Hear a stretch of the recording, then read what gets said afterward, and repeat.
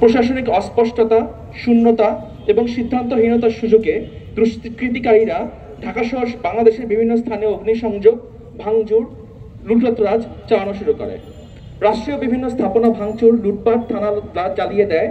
ঢাকা বিশ্ববিদ্যালয়ের স্বাধীনতা চত্বরের এবং বিখ্যাত ঐতিহ্য ময়মনসিংহের শশীলজ সহ নির্বিচার ভাঙচুর, ভিন্ন মতাবলম্বীদের উপর হামলা, তাদের সম্পত্তি লুটপাট ও পোড়ানো শুরু হয়।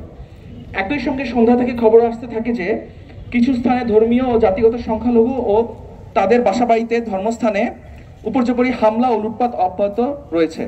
সংবাদ মাধ্যমের দপ্তরে ও মিডিয়া কর্মীদের ওপর হামলা হয়েছে। এসব বহু হামলার খবর মিডিয়ায় পরিবেশিত হয় নাই এখনো। মধ্যরাত অবধি আমরা জানি যে সারা দেশে পুলিশের অনুপস্থিতি বজায় ছিল এবং সেনাবাহিনীর টহলও নির্দিষ্ট কিছু সংখ্যক এলাকায় সীমাবদ্ধ ছিল। এছাড়াও গতকাল দেশের বেশ কিছু স্থানে পুলিশ গুলি করে সাধারণ মানুষকে হত্যা করেছে। এমত অবস্থায় বাংলাদেশের সাম্প্রদায়িক সম্প্রীতি বিনষ্টের ঘোরতর আশঙ্কা করছি আমরা।